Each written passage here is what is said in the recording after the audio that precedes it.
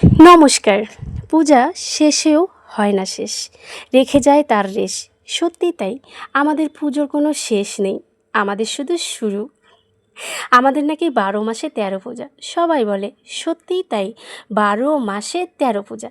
এই যেমন গণেশ পূজা দিয়েই কিন্তু আমাদের পূজাটা শুরু হয়ে যায়। তারপর আসে জন্মাষ্টমী, রাধা অষ্টমী, বিশ্বকর্মা পূজা, আর সবথেকে বড় পূজা দুর্গা পূজা। হ্যাঁ, পুজো মানেই নতুন জামা, পুজো মানেই মিলন মেলা, পুজো মানেই খাওয়া দাওয়া, পুজো মানেই ঘোরাঘুরি। সত্যি পুজো এলে এত ভালো লাগে কি বলবো।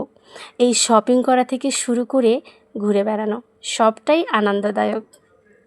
আর দুর্গা পূজা, কালী পূজা যেহেতু বিশাল বড়সড় হয়, নানান প্যান্ডেল নানানভাবে সেজে ওঠে, নানান জায়গায় মা নানান রকমভাবে সেজে ওঠে, নানান থিমে।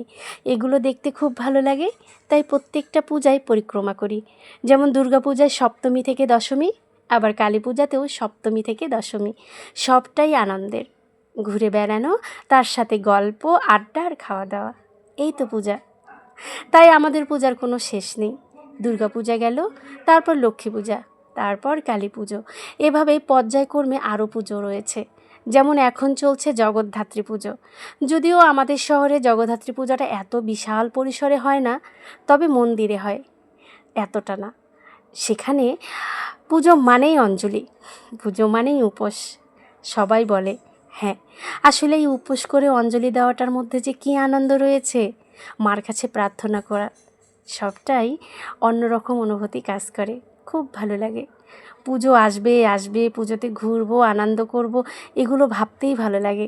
আর পূজায় এলে কীভাবে যে সময় চলে যায় সত্যি বোঝাই যায় না। অথচ এই 5টা দিনও তখন অনেক কম মনে হয়।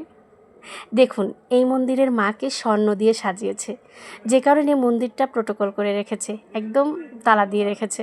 তারপরও ভিতরে হাত ঢুকিয়ে চেষ্টা করেছি একটু ভিডিও করার জন্য, কেমন লাগলো জানাবেন।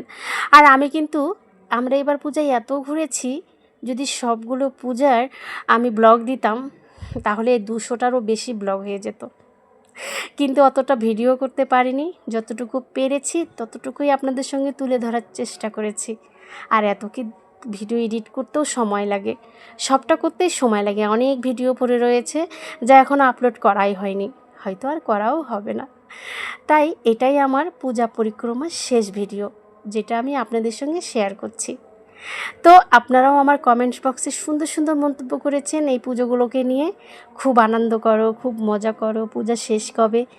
এখন বলে দিলাম, আমাদের পুজো শেষ বলে কিচ্ছু নেই, আমাদের শুধু শুরু, একটার পর একটা শুরু হবে।